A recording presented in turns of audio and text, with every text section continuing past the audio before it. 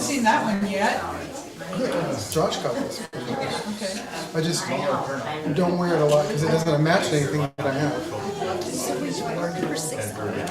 Dedicated. Whatever you call those things. Whatever you call those things. Yeah, well, materials in at 10, right? And then leave for a funeral and come back at like 12:30. Ah, okay. No, I'm weaning my.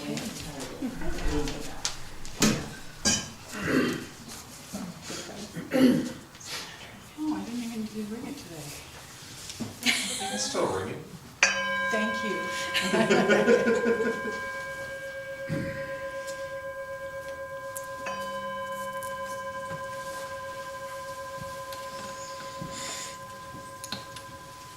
And then our in gathering is number 188. I think everybody here knows it.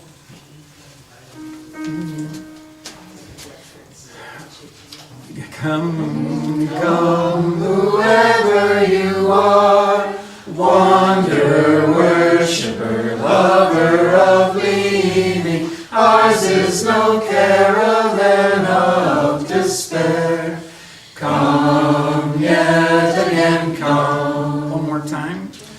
Come, come, whoever you are, wanderer, worshiper, lover of leaving. Ours is no caravan of despair. Come, yet again, come. Morning. Morning. Welcome to all who have come to join us here in person, and welcome to all who are joining us online or watching and enjoying the recording. My name is Bryan. My pronouns are he, him, and I only have a few announcements and then I'll open it up to the floor. We do try to keep the service to 1 hour, but everybody here knows that, so we'll just move on. I would talk about next Sunday. Shelley is going to be here, and I will not be here. Shelley is going to be speaking to us about ways of dealing with tragedies, and so we're excited to have her. Today I'm going to talk about one of my favorite musicals, The Greatest Showman, to be continued. All right. If anybody is interested in serving on the speaker planning team, please see myself or Carrie. Also, if anybody has any resources about possible places that we can look at to meet after April, let myself or anybody on the board, Kelly, Chuck, Kathy, etc., know. Our Ukrainian family needs more help. If you are willing to write a letter to your senators, tell your friends, or donate, see Kelly or Jim. And do so by today, because we're taking, if you're going to donate money, do so by today, because we're collecting it today. Today's the day. And if you write a check, be sure to put Ukraine in the memo. Thank you. All right. Other announcements. Okay, I'll have one. So many of you know about the No Kings rallies. They went well. The national organization has some Know Your Rights cards I brought the extras and they're sitting over there.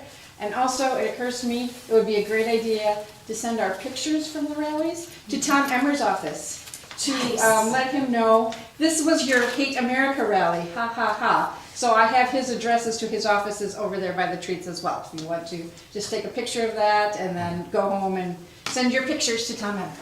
And pictures of us that we could put on the website to show the things Yeah. that our members are doing. So that would be good to send them to Jim or Chuck or I Yeah. don't know, somebody. All of us. I also have a, let's see, Unity Church in St. Paul is putting together a gun violence prevention team, and they are hoping to have folks from all the UU congregations involved in that. They are, as a beginning step, they're looking to see what other congregations have already done and are doing in the cause of gun violence. So we're going to send them a little postcard letting them know what we have done, or maybe we haven't done anything. But if you have done something, please let me know after, and I will put it on the postcard and we will send that off. Thanks. More information later. And or if you're just interested in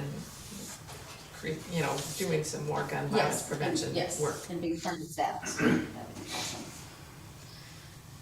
Other announcements? Well, I would just offer, it was a beautiful drive here this morning from Waseca. The colors around us are just amazing. It just reminds me how blessed we are. And on that note, I invite you to take a deep, slow, gentle breath and to exhale just as intentionally. May we try to separate ourselves from the chaos that surrounds us often and join us in meditating to this prelude.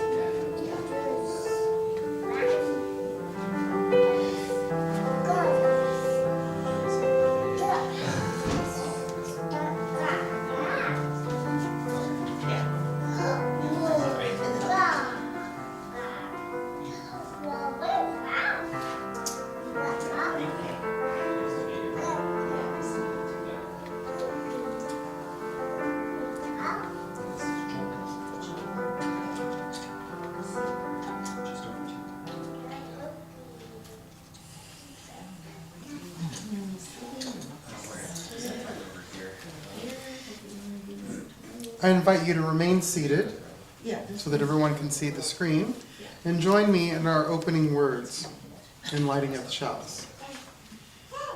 Every great act begins as a dream, not one imposed from above, but one that rises within.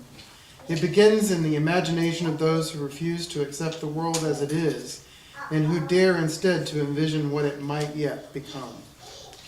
We are dreamers and doers, builders and believers. Each of us carries the sacred power to shape tomorrow's world. Like the song reminds us, every night I lie in bed, the brightest colors fill my head. Our Unitarian Universalist faith calls us to give those colors form, to paint justice where there is division, to build community where there is loneliness, to sing hope into places of despair. We do not wait for meaning to find us. We create meaning together, in love, in service, in the shared work of compassion. Existentialism teaches that we are not here to discover a pre-written purpose. We are here to write it ourselves, to co-author the story of creation with our hands, our hearts, and our dreams. And so we dream, a million dreams for the world we are building, and we act together to make those dreams real. So as we light this chalice, may it be a beacon for all who dream and dare, for all who believe that imagination, guided by love, can become creation. May this flame remind us that our purpose is not found, but forged, not given, but chosen, again and again, in every act of courage, every spark of kindness, and every dream we bring to life. May our dreams become deeds, and our deeds become light for the world. Therefore, we light this chalice and say together, May the light we now kindle inspire us to use our powers to heal with love, to help with compassion, to bless with joy, to serve you, Spirit of freedom, in the fullness of community. And now please rise in body and or spirit. I've been learning new phrases. Still learning all these after all these degrees, right? And join us in our opening hymn, number 52.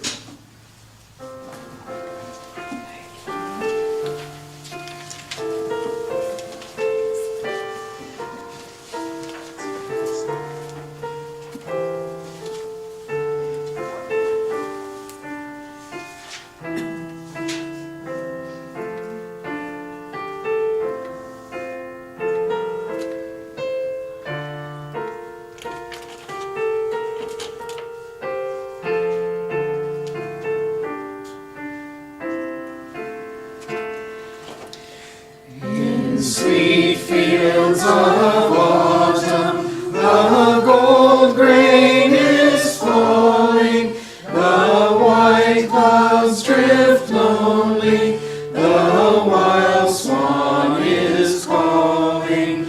Alas for the daisies, the tall fern and grasses, when winds sweep and rainfall fill lowlands and passes.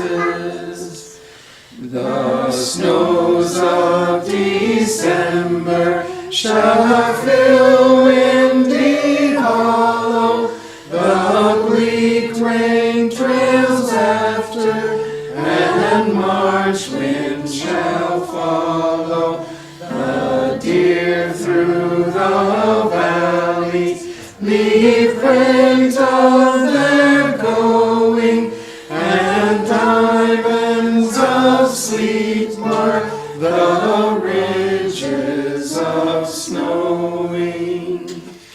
The stillness of death shall stoop over the water, the plovers sweep low where the pale streamlets falter, but deep in the earth clod the black seed is living, when spring sounds her bugles for rousing and giving.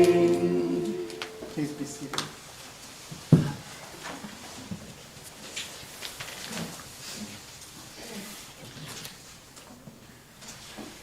In this moment, we pause to honor all those who step forward in peace, those who raise their voices, their signs, their hearts in the public square for justice, compassion, and truth. Our Unitarian Universalist faith teaches us that protest is not an act of division, but an act of deep love. Love for humanity, love for the earth, and love for the best possible world that can be. We remember that peaceful protest is sacred work. It is a public prayer for a more just society. And in that sacred work, every voice and every body deserves safety. So today we reaffirm our commitment to stand beside the dreamers and the marchers, to safeguard their right to gather without fear, to ensure that the streets of our democracy remain places where peace and courage can meet. May our actions, our advocacy, and our faith protect the vulnerable, uplift the brave, and keep the fire of justice burning with gentleness and resolve. For this is how our beloved community grows: one peaceful act, one steadfast witness, one loving choice at a time.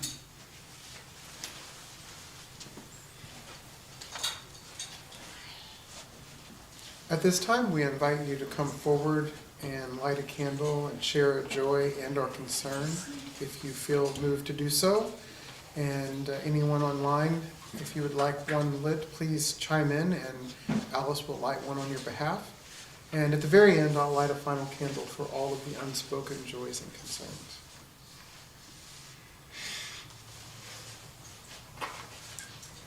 Okay, so I got here just in time to tell you why I'm late. I swear I was in the car, all set to be on time, and then I had to stop because my neighbor was crossing the road with his granddaughter, and my neighbor who hated me for a while, and he and his wife both went to and worked at a very large, very conservative church.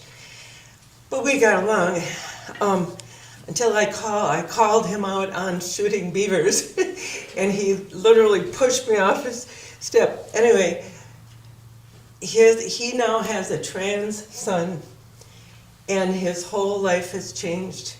And this is just an example of how oppression can bring people together. That, you know, he has seen my posts, and he has stopped me on the road to say thank you. And today he said how thrilled he was to be stopped in bad traffic because there was this huge march going on in our area, which is a very conservative area. So anyway, blessings can come from the strangest places.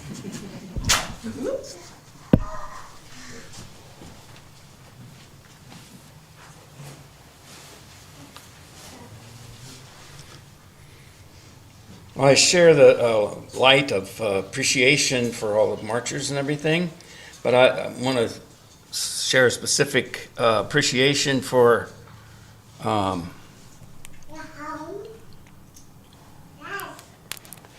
longevity and stamina and talent. Paul McCartney played for 2 hours and 45 minutes without a break. He's 83 years old, and you could tell his voice was not as youthful sounding as it once was, but he nailed it, you know. He and rocked it. Yeah, he rocked the house, and it was amazing.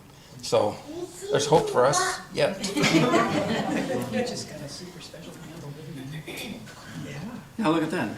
Paul's light shines bright.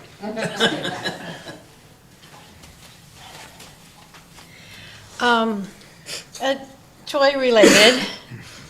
I too was at the concert, but I had an additional joy.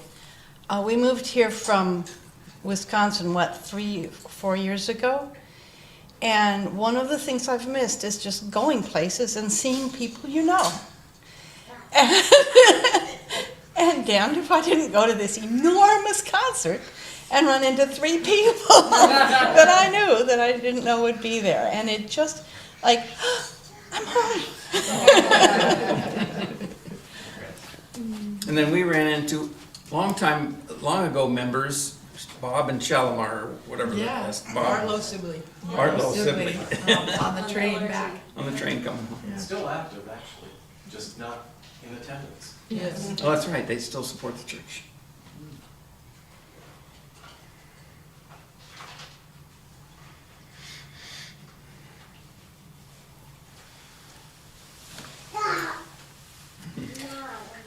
Well, all of this talk about all the things that happened yesterday, I want to say also after moving someplace new, I understand what it's like to sort of long for that community.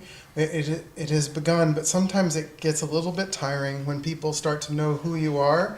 And so I was invited to open 3 rallies yesterday. So if I look tired or I stumble over my words, we had 1,000 people or more, they stopped counting after that, in Owatonna. And like 300 or 400 in Albert Lee, and then 100 in Waseca. So, and then I went home and had a beer.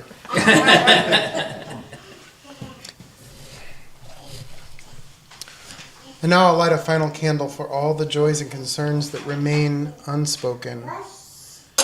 May we know that whatever befalls us in life, we are held in the loving embrace of this community.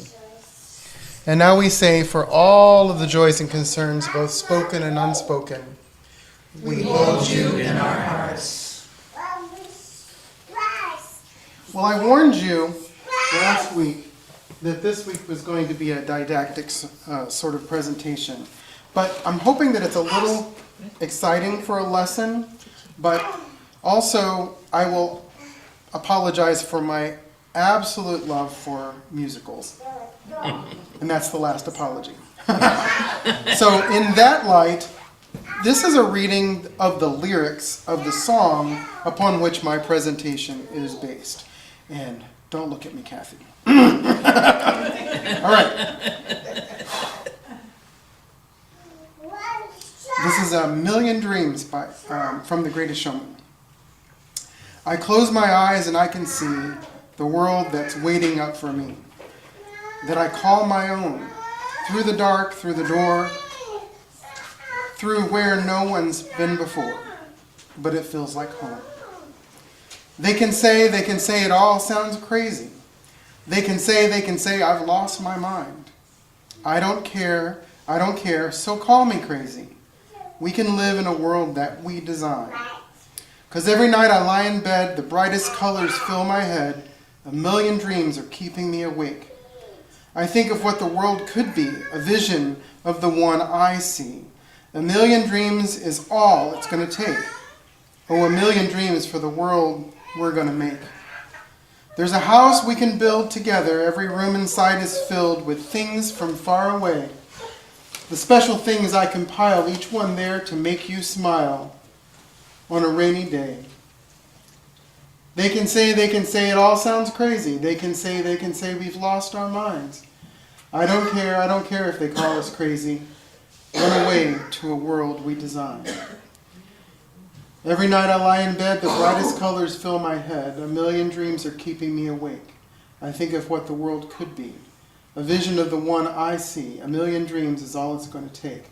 Oh, a million dreams for the world we're going to make. However big, however small, let me be part of it all. Share your dreams with me. You may be right, you may be wrong, but say that you'll bring me along. To the world you see, to the world I close my eyes to see. I close my eyes to see every night I lie in bed. The brightest colors fill my head. A million dreams are keeping me awake. A million dreams, a million dreams. I think of what the world could be. A vision of the one I see. A million dreams is all it's going to take. A million dreams for the world we're going to make. For the world that we're going to make. I made it. So, I never knew when I was a kid that I would be involved in musical theater. But, and coming from where I came from, that was just not a real thing. But I got involved in musical theater early on, and I wasn't really that good at it. But it was fun. It wasn't Glee or anything. But what I did gain was a lot of respect and a great love of musicals. And without doing a whole presentation on this song, Seasons of Love from Rent, which I love that song, but we'll keep that for Advent and Christmas. But that was, Rent was the first musical that I ever saw that got to me in such a way that said, this is, I'm in that musical. I see myself for the first time ever in a major Broadway musical that was popular. I mean, there were other Broadway musicals that I might have found myself in. But and Cinderella may be one of those, but that's a different thing. But this was when I saw, somebody saw me. They saw my community. They understood that I sat and cried when I lost nearly a third of my friends in the 80s and 90s from AIDS-related illnesses. Somebody saw me, art saw me. And music, well, in this congregation, I don't have to be too explicit about how much I love music in general. But in 2017, I went to the theater with some friends, this was back in Florida, to go and see this musical, The Greatest Showman. And I actually not really heard of it all that much at that point. And I've never been a real fan of the circus, and that plagued me because I was like, this is about P.T. Barnum and the circus? Like, I mean, you know, and this is back, I was still vegan at the time, so it was like animal cruelty and all that stuff, and I still am, you know, against animal cruelty, and circuses are just not my favorite. But I went on anyway, and I have a common story about, if you remember me telling you the story about The Lion King when I went to go see that, and I was like, oh, Disney can't make a musical. Well, I was mistaken. Well, and for some reason also being a person that's really into making sure that we're inclusive, The Greatest Showman instead of The Greatest Show Person, kind of, I don't know, just the title got me. But I let it play on.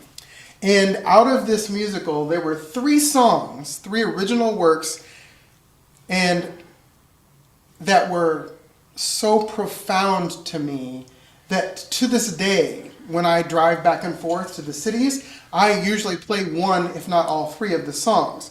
One of which is A Million Dreams, One is never enough, and the other one, this is me. And I'm thinking I'm probably going to do a presentation on each one of those songs this year, as long as I get some positive feedback about this one. But I did say this was sort of a lesson. But what's interesting to me is that a lot of people in the theological world, you know, in the seminaries and those of us that are, you know, in ministry, thinking about all of the things that we're trying to connect for the congregations that we lead, existentialism is just a common thing.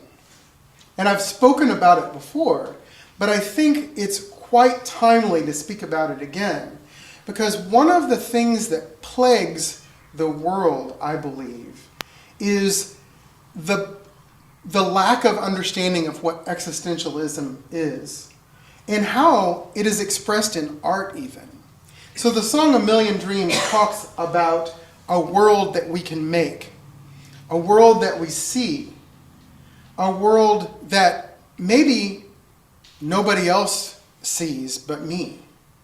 But we hope that there are commonalities around us, that we can come together and see a world in the future together.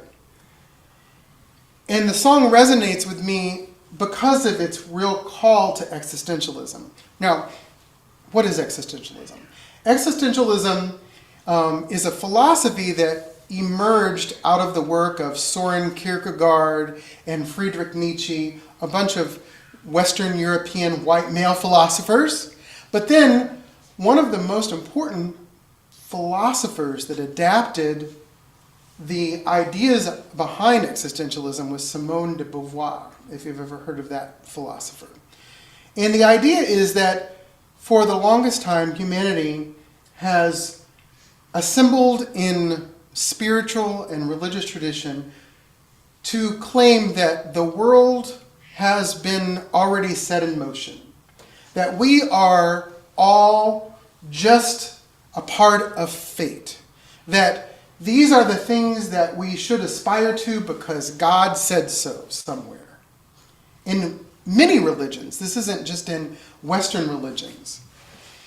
That is the opposite of existentialism. Existentialism was born out of atheism. Jean-Paul Sartre was another French philosopher who talked about it in terms of you have to start with a point of view of atheism to be able to even conceive of the ideas behind existentialism.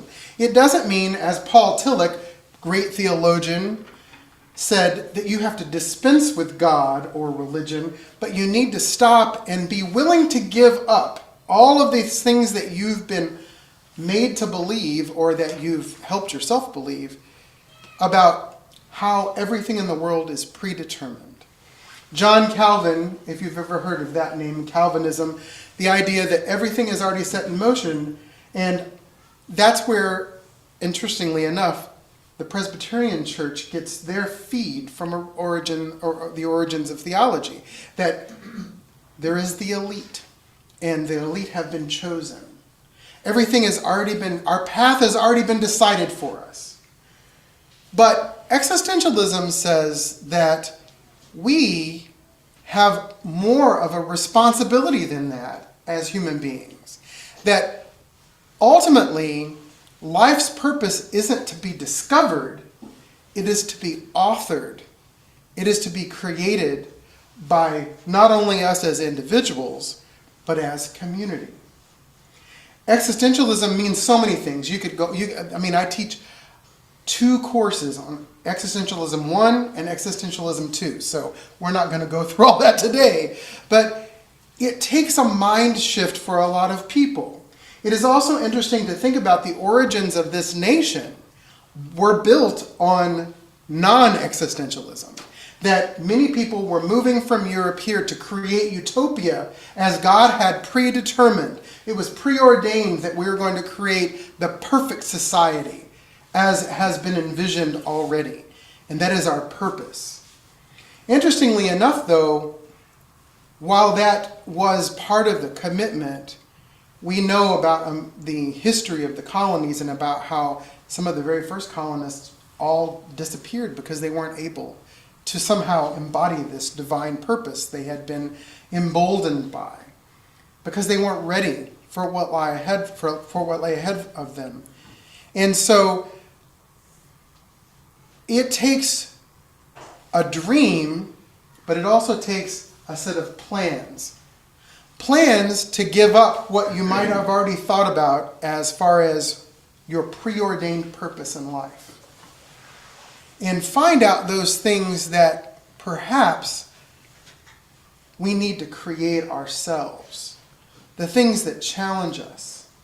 And when I hear the song A Million Dreams, and I see within that the truths about making a world for the future, to dream, we have to start somewhere. Dreams are where we begin. And of course, I planned this really kind of hoping that the marches yesterday would go well. Because I had hope. It's a little rabbit in my backyard named Hope, right? I have hope. And I'm so pleasantly surprised to see what has happened. It was a dream that was created and embodied by so many people. And then it was lived out, and it continues to live out. Today, it didn't just end when the rallies ended yesterday. So, what does this mean for us? What is the point, Bryan? Why are you saying all of this? I would like to bring to your attention the idea, again, that I've already mentioned, which is our future is not one that I believe has been preordained. I believe our future is yet to be made. That it is our job to take more responsibility than we ever have before to create a more just, loving, equal, helpful, caring, kind, all of the other adjectives that you can possibly think of that go along with that world for the future of not just ourselves, but our children and our grandchildren and our great-grandchildren. And that requires us to step back sometimes and say, okay, what needs to be done? What dream can I enact in my life? Or what dream can I actually come together with other people and make happen? What does that look like for you? Well, I'm not here to prescribe it because that would go against existentialism. Existentialism teaches us that the future is in our hands. One of the things that always challenged me when I was young about existentialism is that I, like other people, am uncomfortable with the question, why am I here? But that's an existential question. Why am I here? I think that over the course of humanity, it's been easier for some people to say, oh, I'm here because somebody said that this is why you're here. And to look into ancient writings like biblical scriptures and Hindu scriptures and the Dhammapada and so forth and so on and say, oh, this is what they saw, so I must be part of that. But what does it look like to forge a future that isn't held back by the past? Certainly we don't want to forget the past. But this is also part of what we call demythologizing. There are truths in ancient scriptures of different religions. The truths come because this is what world they were in and this is how they saw it. One of my favorite scholars in Christianity would say, the Bible was written by human beings, not by God. And so the Bible was written by people the best they could about how they thought things were. Almost all of them, if not all of them, thought the world was flat too. But we don't talk about that. I'm not saying that it's bad to think the earth is flat, even though pretty wrong. But, you know, you got to do what you got to do with what you have, which is what we're doing now too, trying to bring the future into being the way that we believe that it should be for all all people. But stepping back, and again, looking at it from a point of view of demythologizing, saying that, okay, maybe there isn't this, mystical force out there that has already predetermined and set my path ahead. But this really goes against the grain of many religious traditions to say just that. But what does it look like in order for us to step outside of that comfort zone? And that certainly isn't my comfort zone anymore. But for those people that may need to step outside their comfort zone and say, well, I have to actually not discover what my purpose is, but I actually need to take the time to work and make my purpose happen. Create purpose. A few years ago, and it seems like I just came here like yesterday, but a few years ago before I came here, when I say this, I came to Minnesota, I came here with a lot of disillusion in my heart. In fact, the musical, The Greatest Showman, is probably one of the largest artistic things that happened in my life that started me on the journey of wanting to move out of Florida. I had the dream of leaving so that I could live out the other two songs, This Is Me and Never Enough Love, Never Enough Freedom, and This Is Me. Yeah, I want to be in a place where I can be me. So Minnesota seemed the right place. But it took me a while because I'm hard-headed. It took me a while, just like I've said before, to move from being, solely identified with Christianity to move forward into something else. But when I finally made it to Minnesota, I said, okay, I'm here. Now what?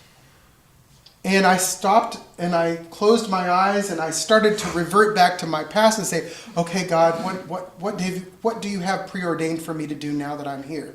And then I stopped and I said, wait a minute, what are you saying? And I don't know if that was me saying that or if that was the divine spirit telling me that or whatever. And a dream of, starting an organic regenerative farm started to come to my head, saying, okay, I tried this before, it failed, and I could say, well, it failed, I can't do that, it's done, I'm never going to be able to do that.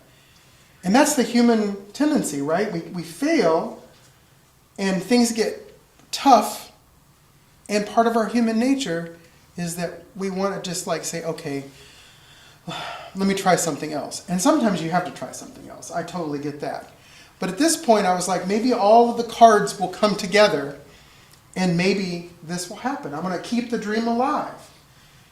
And I didn't know how it was going to happen. I didn't know what was going to go on. I didn't know what was going to, to eventually lead me to that path. But in my heart, I'm like, I'm going to be able to get to that point.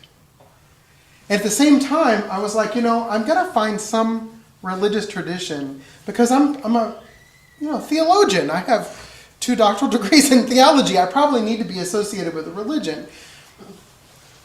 But maybe not necessarily. But I long for, just like the community that I spoke about, that Carrie brought up about, I want to feel like I'm at home. I want to be able to know people. I want to have a community.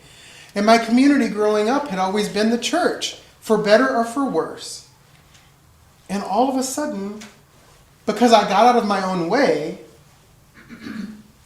I made it here. You made it here. Either relatively recently or not so much. And here we are. Because we've created our own paths. And those paths have intersected with one another. And yeah, I still don't necessarily always believe in coincidence. That is not something that existentialism negates. The idea that things just happen the way that they are going to happen. But existentialism teaches us to say when things happen, we have to figure out what we're going to do to it. You may not be able to help what happens to you, but you can learn how to respond to it. And because we're human, and because religions, congregations, governments, nations, the entire globe is, part of the world that humans have created. Now that this is another didactic idea, but we've moved from the Holocene era to the Anthropocene era, but, some people are not there yet either. But the idea is that we're human, we're flawed, we make mistakes. But the point of existentialism teaches us that the dreams that we have can come into being if we get out of our own way and stop being limited by what people have said you can and can't do. Stop being limited by what people have said what you can't and can do to your bodies, what you can and can't do in your relationships, who you can and can't love. All of those things. And yeah, because humans are humans, there are going to be people that will try to say, well, but that's not what the Bible says. This is not what we believe in our values. But that's because often those people haven't gotten out of their own way. Because it's more comfortable to be told what to do and not to take responsibility for what you need to do. That's not what I'm saying, although I agree with it. That's what existentialism says. And so, out of a song from one of the greatest musicals of all time, that was opinion, right?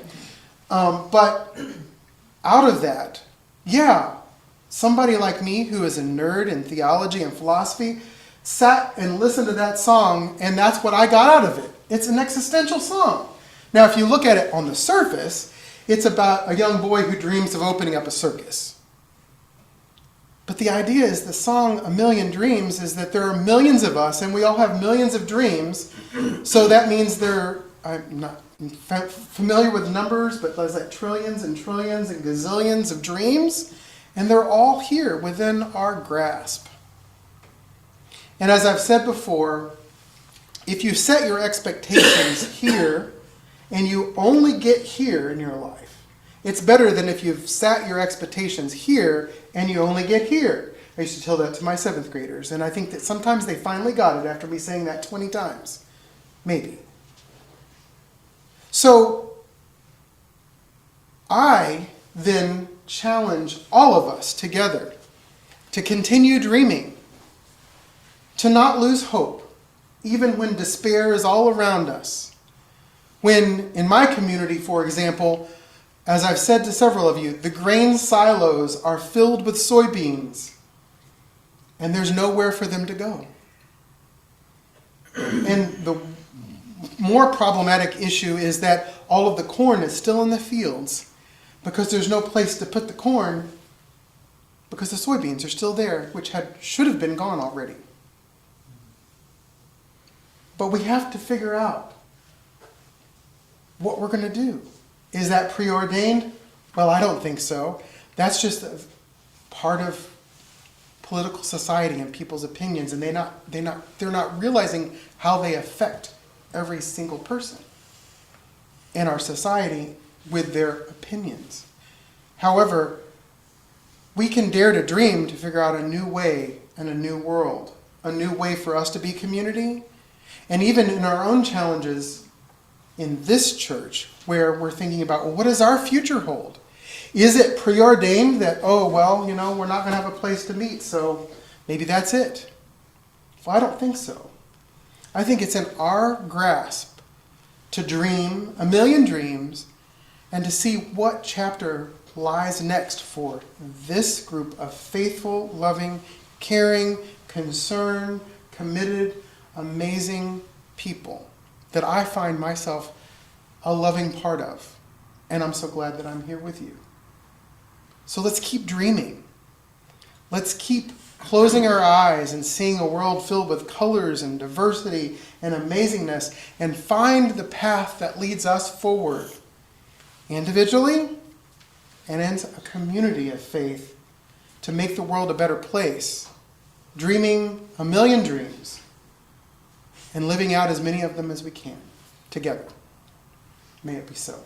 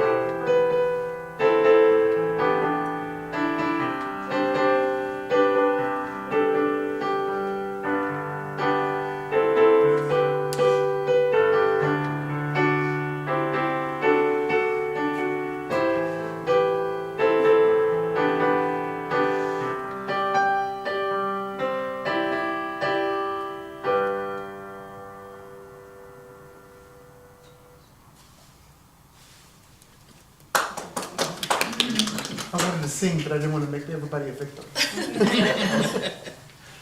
And now's the time for our discussion. I'll start it off, but I often do. I think West Side Story is the best musical ever.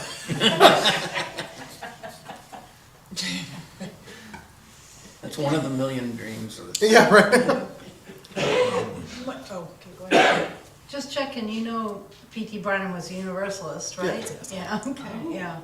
If you've ever taught the RE curriculum for, I can't remember what, 4th, 5th, 6th grade, something like that, you have to do a unit on P.T. Barnum, which I had to do back before the movie, and it was a stretch.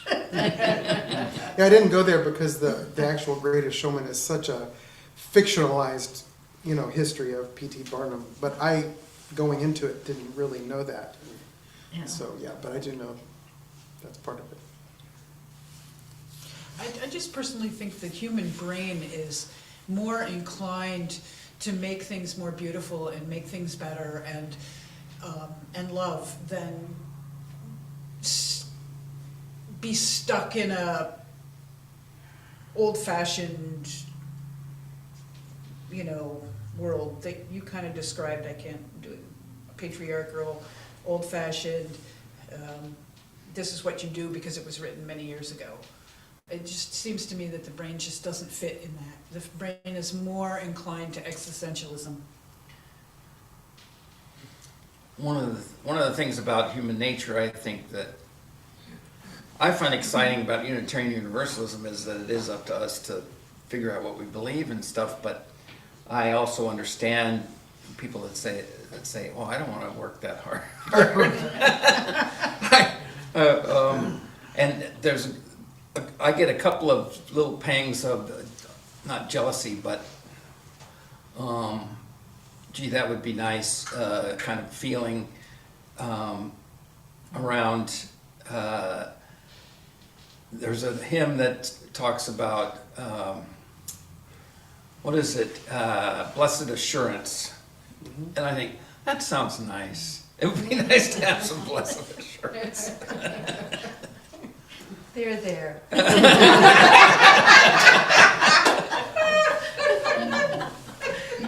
Well, I'm always impressed by people who came from very conservative religious backgrounds, and despite their family and their friends still being in that world, they moved on. Mm-hmm. Those people really impress me. So. One of the things I kind of snippeted out of my very long presentation in my brain, I even wrote out a script and didn't go by it at all, but that's nobody's surprise there. But is that there is currently a global realignment that's happening. So what's happening in the United States is not unique to the United States. It's not been publicized very well, but I may have mentioned it before that, Italy was filled with protesters, all mostly from the millennial generation, but many other generations as well. And all around the world, there's all kinds of things going on. And if you don't follow religious news, last week, the third great schism of religion in the West has happened. The first one was the separation between the Roman Catholic and the Orthodox back in 1054. The second one was the Protestant Reformation. The third one was the division of the Anglican Communion, which happened this past week, which you might not think is a big deal, but the Church of England now is distinctly separate from the rest of the Anglican communion because the other communion people said, we've got the right answer. We're the Anglican communion now. And you all are wrong because you're reinterpreting tradition too much. And so there is a global thing going on where you've got the people who want to hold on to that original, you use the word old-fashioned, but like that it's prescribed for you to do. And in this nation, it's playing out in our politics because the people that are wanting to hold on to that are, in some cases, even trying to cheat by, redistricting voting precincts and things like that mid-decade to hold on to power. But it's not unique to the United States. And it's happening all over the world. Now, of course, I'm more into the religion side of it, but I know that there are governments around the world that are going through that too. But what I'm saying when I say existentialism is not easy for a lot of people to take because they want to hold on. But it was predicted many, many moons ago by a dear friend of mine that spoke here with us on Zoom before, Dean Seal, who was the Presbyterian minister that served in Chaska. He said when I was in seminary that one day what's going to end up happening is religions are going to divide into the ones that want to keep with the old way and the ones that want to move forward. And then existentially, humanity is going to have to decide which one wins. I know what side I'm on, but. Let's hope it's not the side with guns. Yeah, well. So, I don't know if this is pushing back or not, but one of the things, people want to keep with the old ways, keep with the tradition, blah, blah, blah. When I think of these, see some of the right-wing Christian stuff online, it's like, I'm saying they're not keeping with tradition. They're not paying attention to any of the red letters in the New Testament. They're not, I want to call them back to things that I see as tradition, loving your neighbor, politically, calling them back to the separation of the church and state that Thomas Jefferson and friends wanted, calling them back to the, basic principles of, all men are created equal, or all people are created equal, and what the United States is for is to prove that normal people can be self-governing. I see that as tradition.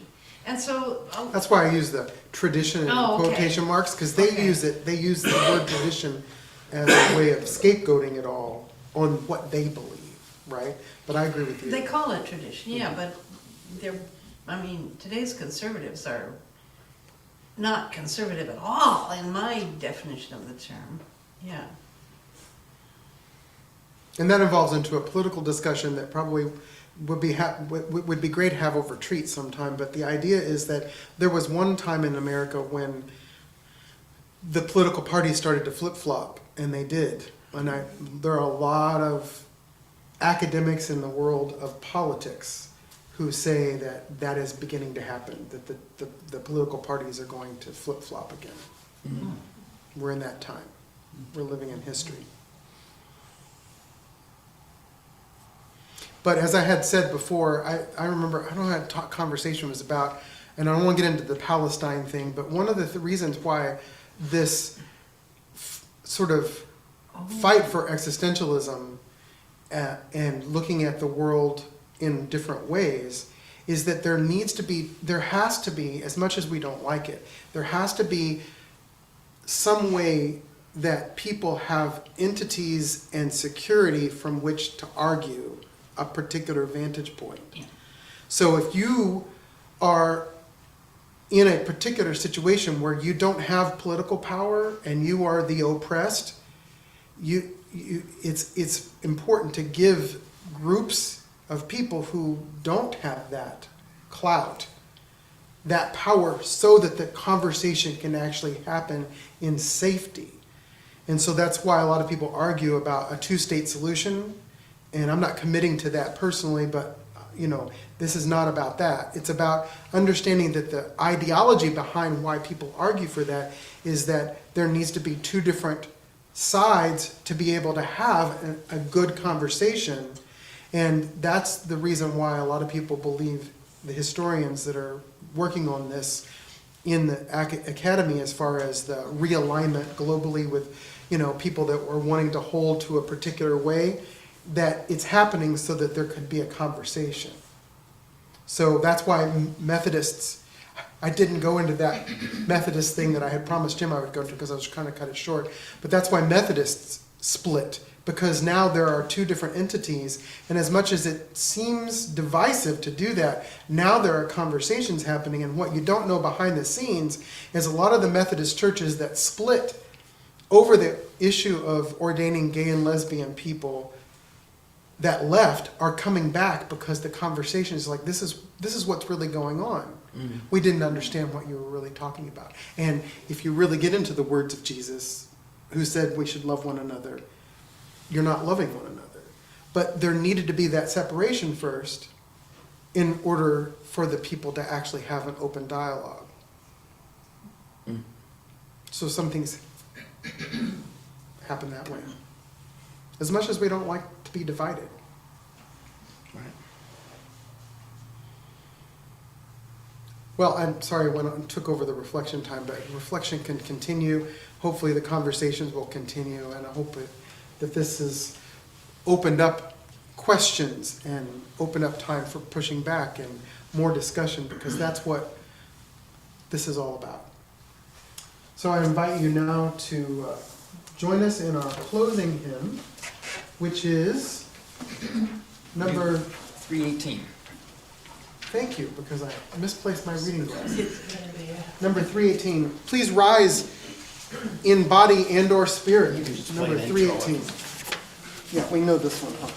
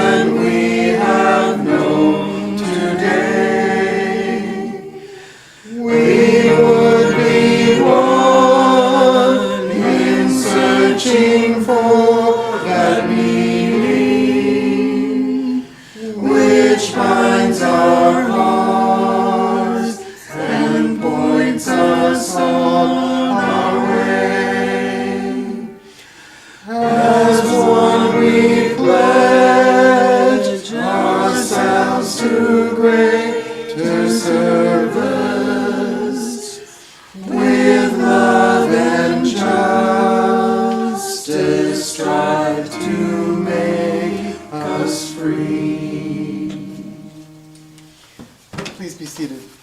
As we go forward today, after treats, may we dare to dream, be dreamers, and be doers. In the name of love, in the name of justice, in the name of all who need us.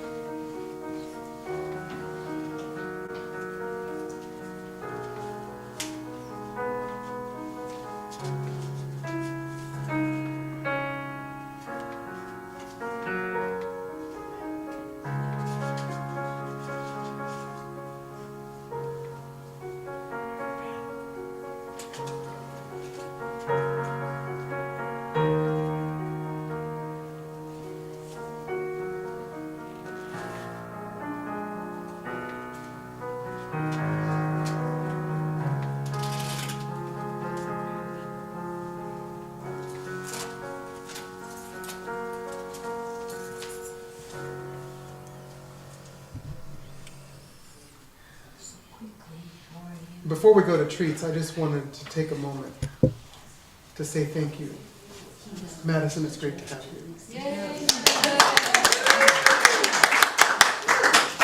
May we go therefore and enjoy treats and fellowship and conversation. Nice harmony, Really good. Chuck. Thank you. Yeah. You could probably turn it up a bit. I was unsure. I probably Yeah. should have, yeah. Yeah. Especially once we start singing. It's probably still turned on from when I was playing because I didn't like it. I certainly approve of the choices. Yes. Chuck, you done? Yeah. I want to pull this out. Don't. There you go. I was glad I could find it. Thank you so much for doing that. Worked out really well. Oh, can I see that sheet music for a second? Yeah. Curious.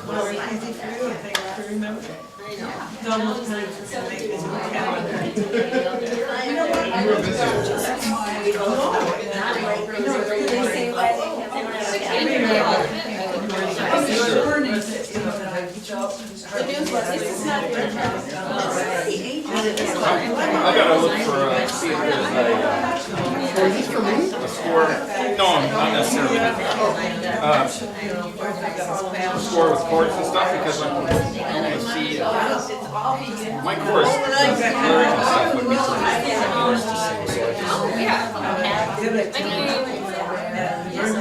I'm sure